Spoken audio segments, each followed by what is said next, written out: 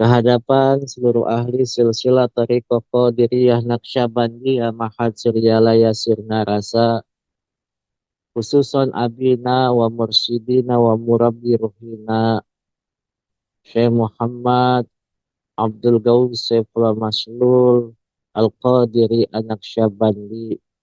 Al-Fatihah. A'udzu billahi minasyaitonir rajim. Bismillahirrahmanirrahim. Alhamdulillahi rabbil alamin arrahmanir rahim maliki yaumiddin. Iyyaka na'budu wa iyyaka nasta'in ihdinas siratal mustaqim. Siratal ladzina an'amta 'alaihim ghairil maghdubi 'alaihim waladdallin.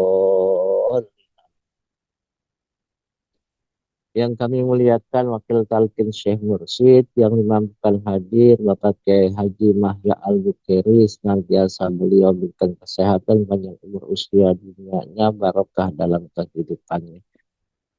Bunda Kaya Suswono beserta tim Manekib Online Internasional senantiasa berkah semuanya segalanya selamanya.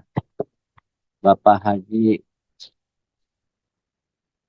Syafri Manaf beserta Ibu Dr. Hajah Syari Suksmono selaku pemangku manakib. Terima kasih kepada beliau berdua dan seluruh keluarganya yang telah membuka pintu MOI pada saat ini sehingga kita dapat berkhidmat kepada guru agung kita semua. Ikhwan wal akhwat yang sedang menempuh hakikat kesucian jiwa di seluruh dunia yang dimuliakan Allah Subhanahu wa taala. Rasulullah Shallallahu Alaihi Wasallam pernah bersabda, "Anna Madinatul ilmi wa ali babuha." Aku kotanya ilmu dan Ali pintunya. Begitu pula bila kita berdoa, doa itu pintunya adalah sholawat. Maka kita ketahui setiap bangunan yang didirikan selalu memiliki pintu. Tak peduli apakah itu sebuah masjid, madrasah, balai desa, rumah mewah, gedung parlemen, atau istana sekaligus yang sekarang ini sedang sibuk-sibuknya menyambut presiden yang terbaru yaitu Bapak Haji Prabowo Subianto dan Gibran Rakabuming Raka sebagai wakil presiden. Mereka ingin menjadi sesuatu pun harus melalui pintu. Tanpa melalui pintu, mereka tidak akan bisa masuk dalam kontestasi ataupun segala kegiatan yang mereka lakukan. Pintu berfungsi sebagai media keluar atau masuknya segala sesuatu dari dan ke dalam bangunan tersebut. Maka dengan adanya pintu, maka yang di luar dapat masuk dan yang di dalam dapat keluar dari bangunan tersebut. Pada waktu manakib kemarin, sebelum sholat subuh dilaksanakan, kami bersuhbah ke hadapan Guru Agung. Guru Agung mengatakan, Hamdul Quran wa alabatul mu'min wa sunnatul anbiya. Membawa Al-Quran adalah tanda seorang mukmin dan sunnahnya para anbiya. Padahal dalam maklumat yang Abah sampaikan, Hamdul aso wa alamatul mu'min wa sunnatul anbiya. Tapi dikala itu Abah mengatakan Hamdul Quran wa alamatul mu'min wa sunnatul anbiya. Membawa Al-Quran adalah tanda orang mukmin dan sunnah para anbiya. Kalau kita pikirkan Al-Quran apa yang selalu dibawa orang mukmin sebagai tanda orang mukmin? Bukan Al-Quran berbentuk mushaf, atau Al-Quran yang digitalisasi yang ada di dalam HP atau handphone.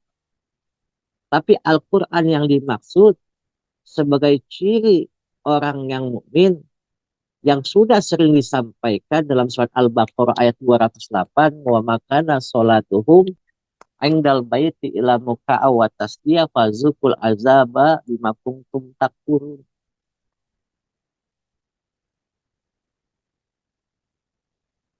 Maka orang-orang itu walaupun beribadah di depan Ka'bah, Allah itu bersyul dan bertepuk tangan karena tidak ada pintu masuknya agar mereka bisa ingat kepada yang menciptakannya. Maka dikatakan di sini, kalau kita mau umroh, mau haji, mau berbelanja, mau kemanapun harus membawa Al-Quran.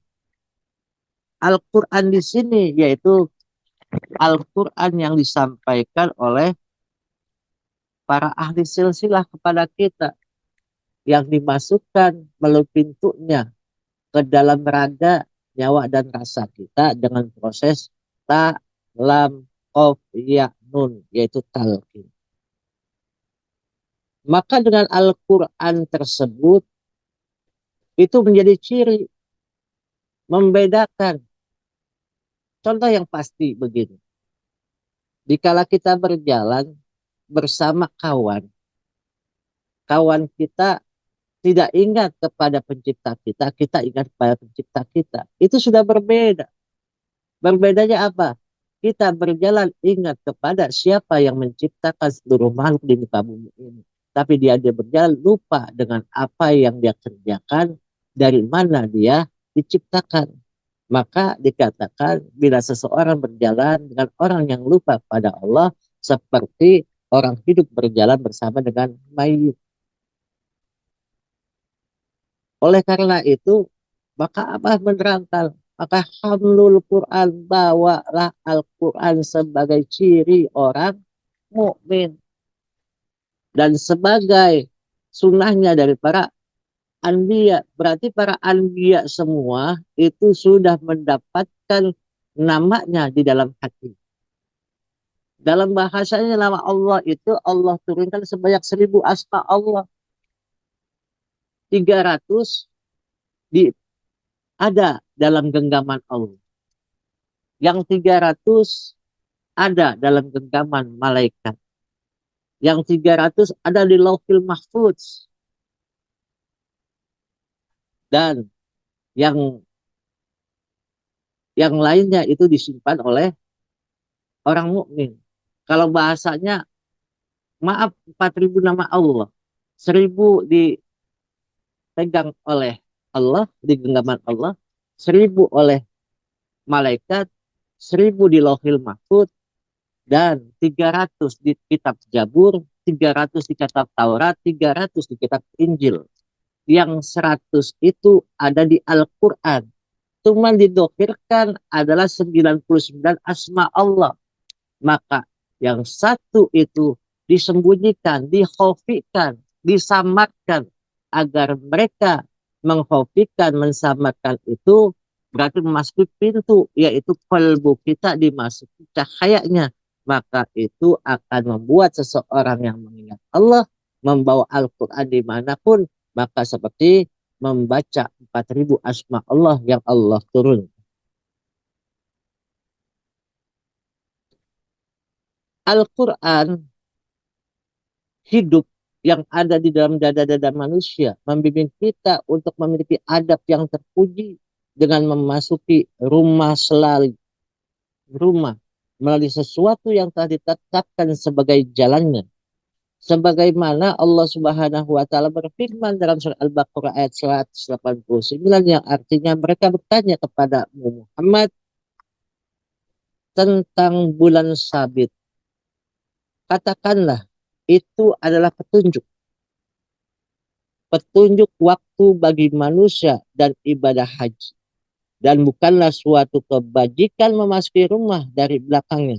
Tetapi kebajikan adalah kebajikan orang yang bertakwa. Masukilah rumah-rumah dan dari pintu-pintunya, dan bertakwalah kepada Allah agar kamu beruntung. Maka guru agung kita dengan gagahnya, dengan jalaliyahnya mengatakan, kalau ingin masuk Islam harus melalui orang ini. Tanpa melalui orang ini, kita masih Islamnya Islam Islam KTP yang namanya adalah Fulan, agamanya Islam, tapi Islamnya Islam KTP. Sekarang masuknya Islam itu dari mana? Siapa yang memasukkannya? Siapa yang menjadi saksinya? Itu yang menjadi patokan kita semua.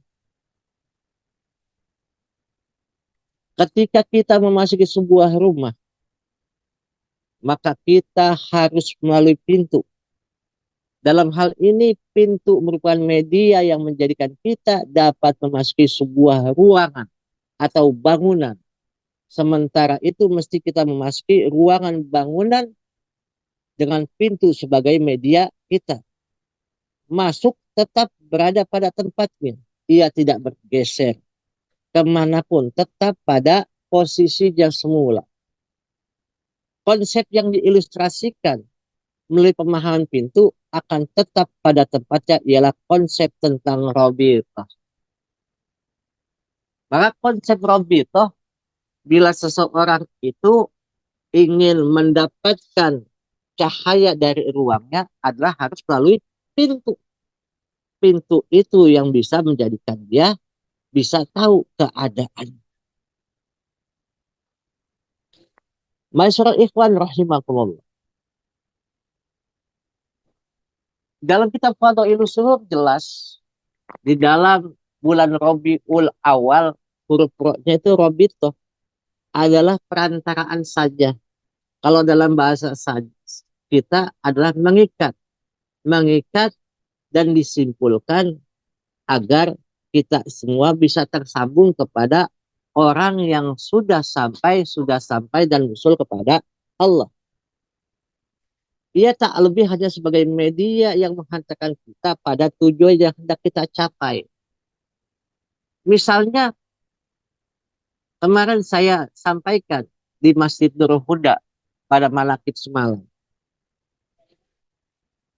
Dikala saya sampai ke desa Sirombu di daerah Nias, hari pertama saya ditanya oleh ulama di sana, Kiai, pada waktu sholat saya akan melaksanakan sholat, tapi di situ tidak ada air.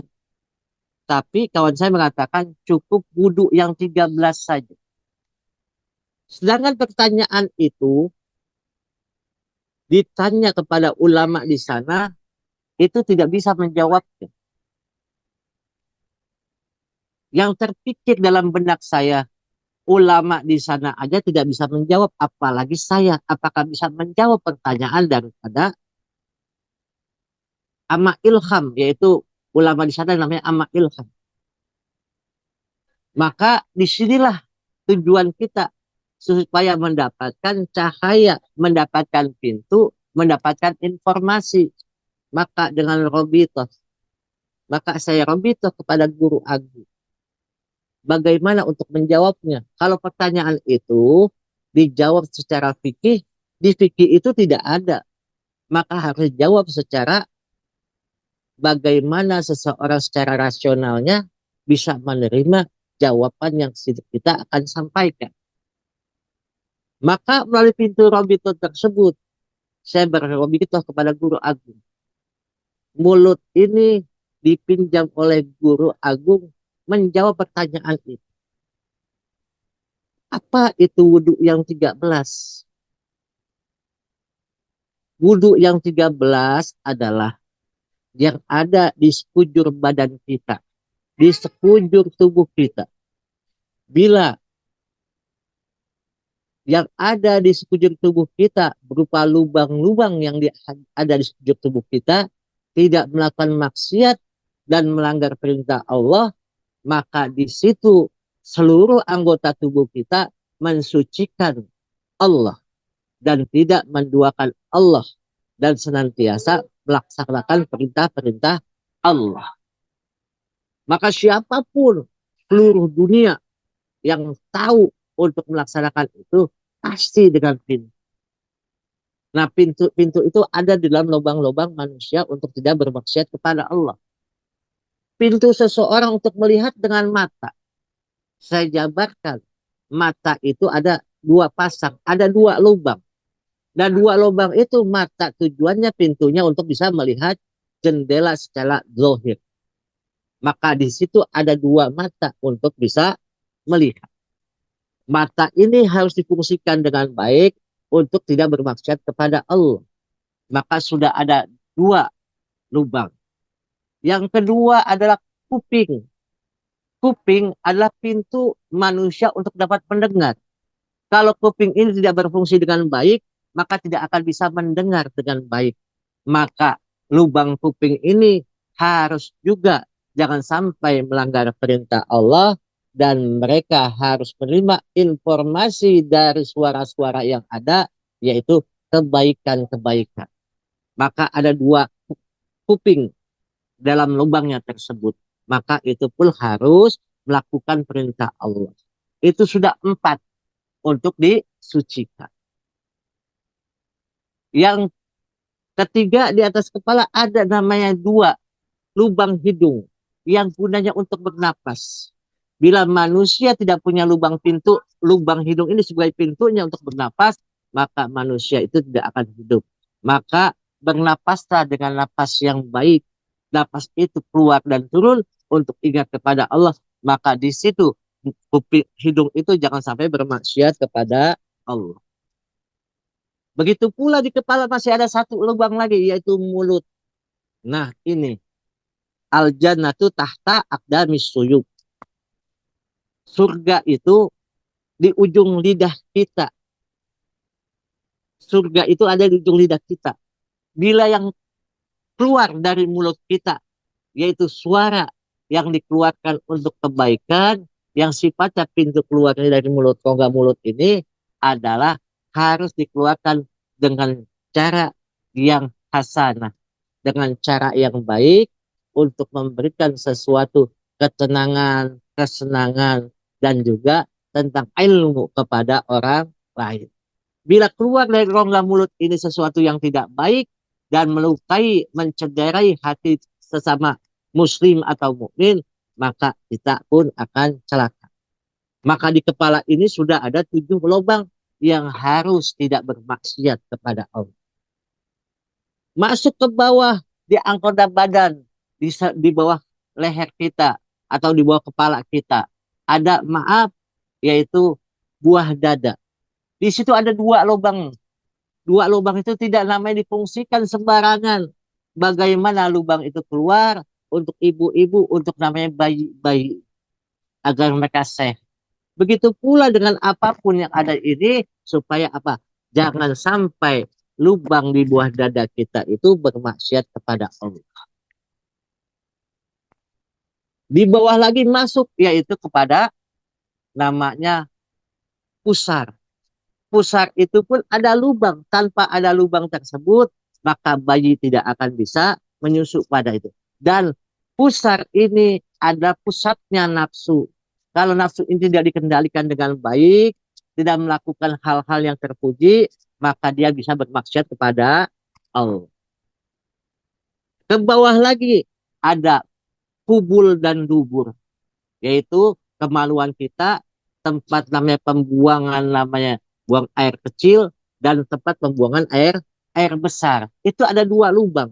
Kalau ini difungsikan dengan baik, tidak bermaksiat pada Allah, maka mereka mensucikan Allah. Itu sudah 12. Dan satu lagi yang paling luar biasa, yaitu lubang yang ke-13 itu betul-betul kita harus sucikan. Tidak ada apapun yang bisa masuk ke sana, yaitu lubang hati kita, kalbu kita untuk ingat kepada Allah.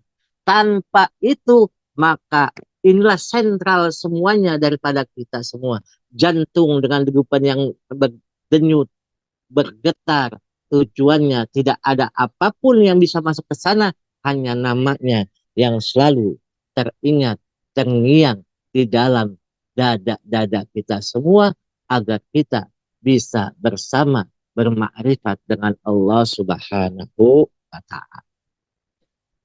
Semoga Allah berkahi semuanya segalanya selamanya. Mohon maaf agak terlalu lama. Wabillahi taufiq wal hidayah. Wassalamualaikum warahmatullahi wabarakatuh. Waalaikumsalam.